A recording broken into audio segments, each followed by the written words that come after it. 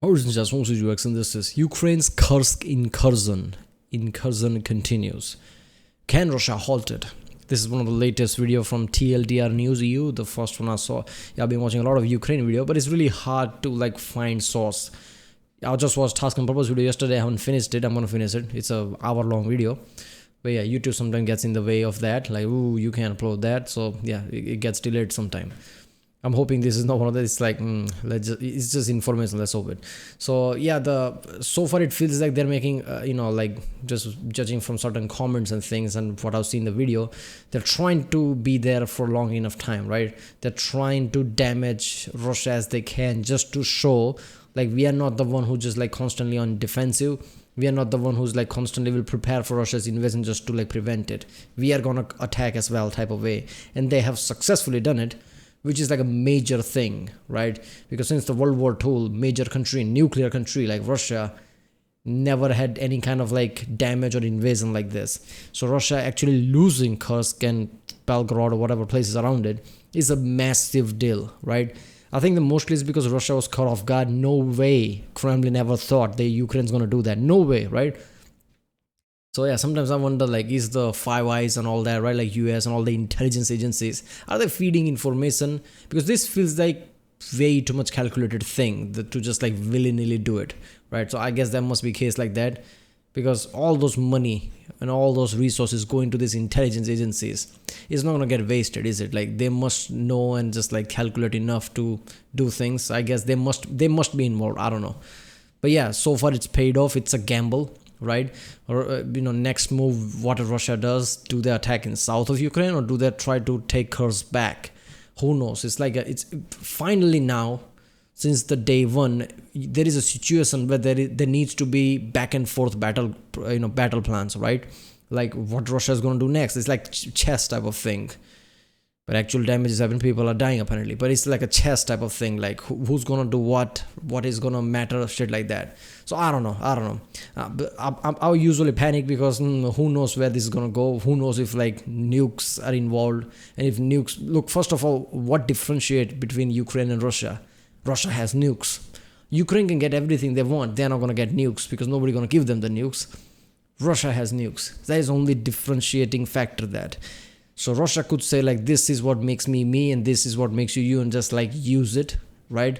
Just to risk it. And they can basically argue.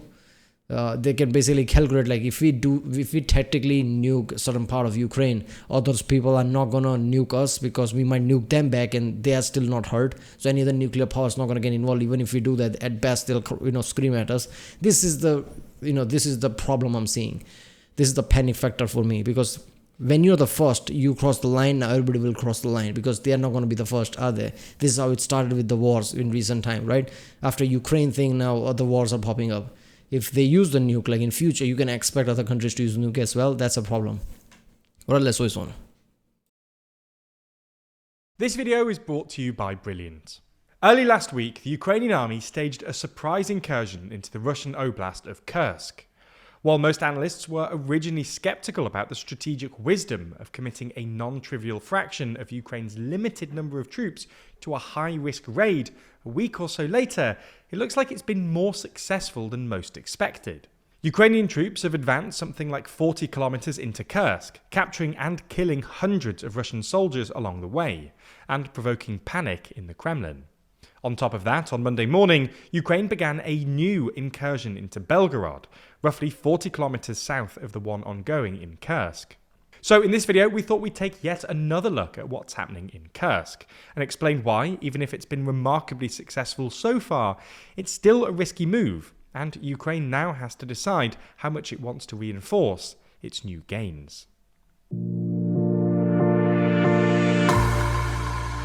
Before we start, if you haven't already, please consider subscribing and ringing the bell to stay in the loop and be notified when we release new videos.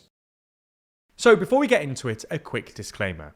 While the Ukrainian government have finally acknowledged their incursion into Kursk, they're still being deliberately tight-lipped about specifics, which means that we basically have to rely on Russian military bloggers for any detail. So take everything here with a pinch of salt. Anyway, with that being said, let's take a look at what's happened over the past few days. The Ukrainian incursion into Kursk began on Tuesday morning last week, and originally it wasn't clear whether the Ukrainian incursion would be like the relatively small incursions we saw into Belgorod last year, or something more substantial. A week in, and it's clear that this incursion is significantly more substantial than anything we've seen before, with thousands of well-trained troops supported by armour and artillery. In the first few hours, these troops quickly overwhelmed the thinned-out Russian defence along the border, allegedly mostly comprised of conscripts, and began moving east towards the city of Sudzha and north along the road to Koronevo. At the time of writing, it looks like Ukraine's more exploratory advances have been stemmed by Russian reinforcements, and most of the fighting now seems to be concentrated in and around Sudzha. Nonetheless, even if further sweeping territorial gains are unlikely, the incursion has still been a real success in at least 4 respects. First, it's forced Russia to redeploy troops from elsewhere along the front lines. When news of this incursion first broke, many analysts immediately warned that if the incursion forced Ukraine to redirect available troops away from the front lines in Kharkiv and especially Donbass, but Russia was able to deal with the incursion using local troops, this could increase Russia's attritional advantage in the east and maybe pave the way for a Russian breakthrough. However, local troops have apparently been unable to stem the Ukrainian advances, and there are widespread reports of Russia redeploying troops from Kharkiv, where Russia opened a sort of second front earlier this year. While there's little evidence to suggest that Russia has had to redeploy a significant number of troops from Donbass, which would be strategically optimal from Ukraine's perspective, the speed of Russian advance in Donbass doesn't seem to have changed markedly, and if the incursion continues, a further redeployment might be required. Second, Ukraine has actually captured a non-trivial amount of territory inside Russia. If they can reinforce their troops there, or set up meaningful defensive fortifications, they could consolidate control over parts of Russia in a way they haven't been able to in the past. As we mentioned in the previous video, this would seriously complicate any attempt by Russia to freeze the conflict along the current lines of control, which is something they've allegedly been pushing for in negotiations recently, and open up the possibility that Ukraine could even trade Kursk back to the Russians in exchange for at least some of its own territory in future. Yes, if Putin wants to freeze whatever they gained, that makes me think that either this was his plan all along, or he didn't expect this kind of a fight back and this long of a war, which is costing him, obviously. Even though Russia is going into wartime economy, it's not going to be the same, is it? So this costing it, and it's like pressure is high. He's like, okay, even if I have these areas, I can justify it, like war was successful or some shit. I guess so. Yeah, but obviously Ukraine, he's not going to like agree with that shit. So they're like, tit for tat strategy, right? Like getting Kursk and Belgorod, so they can like, oh, give those back, I'll give you this back type of way. But that's the thing, will Putin do that? Because if he does that and war does halt or like stops like permanently, how is he going to explain to his people like what was this all for? Future negotiations. Third, the Ukrainians have captured an enormous number of prisoners of war, with Russian telegram channels currently suggesting as many as 1,000 Russian troops have already surrendered. This is mainly because the Russian troops in Kursk were mostly conscripts with little battle experience, which meant that they just surrendered when the Ukrainian contingent arrived. This means Ukraine has more men to trade for its prisoners of war, which is something Zelensky stressed in his speech to the nation on Friday evening, when he talked about replenishing our exchange fund. This was also the first time that Zelensky had explicitly acknowledged the incursion into Kursk. Fourth, it's put significantly more internal pressure on the Kremlin by spooking both ordinary Russians and regional administrators. This was the main rationale behind the Belgorod raids last year, but they were only moderately successful in this respect. Even if they made it into Russia, the Ukrainians or anti-Putin partisans who took part in these raids were usually expelled relatively quickly, and the high casualty rate made Ukrainians question their strategic wisdom. This time, however, what's happening in Kursk forced the acting governor to declare a state of emergency on Wednesday, and Russia is now trying to evacuate nearly 100,000 people from the region. Putin looked visibly shocked in his address on Wednesday, and there were even reports that Putin has handed control of the Kursk operation to the secret services and the FSB, taking it away from the army and General Gerasimov, which would be a worrying sign of elite infighting in the Kremlin. Then, just as the new front lines were stabilising, on Monday morning a Ukrainian tank platoon started moving into Belgorod, roughly 40 kilometres south of the incursion into Kursk. Open source intelligence suggests that a Ukrainian tank began firing directly on the Kolytilovka checkpoint, just across the Ukrainian border. At the same time, Ukrainian troops were spotted moving towards Belitsa, which lies sort of between Sudzha and Kolytilovka, suggesting Ukraine could be trying to join its two contingents.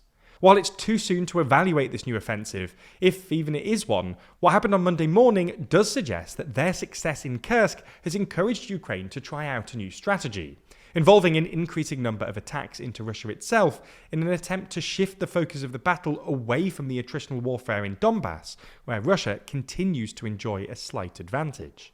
Nonetheless, this new strategy leaves Ukraine with a constant dilemma. Broadly speaking, the more Russian territory they try to hold on to, the more costly it'll be, especially because, in Kursk at least, much of the territory nominally controlled by Ukraine is either in remote rural areas or isolated salients, which would be hard to defend. Ukraine could conduct a partial withdrawal to more defensible ground, perhaps centered around Sudzha, but less territory means less leverage against Russia in negotiations. In short, Ukraine would have to decide how much Russian territory it could afford to hold, and something similar will be true in Belgorod. Nonetheless, it's at least true to say that this new strategy has shaken things up a bit, making everything in the war feel a bit less certain, which is sort of what Ukraine needs, given the predictable, grinding nature of the attritional warfare in Donbass, which wasn't helping Kiev either politically. Yeah, the problem here is basically if they keep, they want to join to the south, right? Joining the line, obviously. But if they keep going inwards, like what if there's like a larger plan there, right? I'm pretty sure there are troops near a highway that directly connects to Moscow or something. Like there was something like that. Like, okay, I don't know. Okay. There's many things about this war. It's just like, see, it's really hard to predict this war for everyone, right? Nobody could have seen this coming. Nobody can see the coming, what's going to happen next. What if Ukraine does more ambitious shit and just try to attack more inward, try to take more larger chunk of territory, gaining territory close to Moscow? Because if they do that, that's a big issue. It's like in a chess, getting close to your king. It's a big issue, right? Maybe that's just the ambitious and strong thing they might be thinking. Like maybe we should do this to stop the war now or something. But to me, it feels like that would be like too much, asking for too much, because Russia would kick Ukraine back, right? It doesn't matter how you see it. Russian army is stronger in that way, at least in their own home turf, right? Russia does have a lot of soldiers, right? So that would be too ambitious, I think. So I don't know. I feel like right now they're just gonna do like give us Donbass and things. We're gonna give you this back type of negotiation tactic. You can't go to a negotiation table if you're not holding some cards, right? These are the cards Ukraine needed. I think that's what's happening, but I don't know. I don't know where next thing's gonna go. Or militarily. Yeah, well, go to brilliant.org/TLDR and support this channel. Yeah, this is like an interesting build-up. I don't know, man. To me, it feels like next month or so we'll realize where things are going. Are they halting or they're becoming more into escalation is the worry I have nowadays. Not gonna lie, every day I'm thinking like it's a new day. What happened there? Like this is the problem, right? It's like moving fast. Right, in a week they did all this shit. What's gonna happen in next month? So there's, nuke is the one thing I'm fearing, because that's a line too big to cross for everyone on the planet. So I don't know where this is going, but yeah, the nuclear power being in a war is always a problem. But I don't know. Right, well, if you like my next subscribe, and I guess I'll see you next time.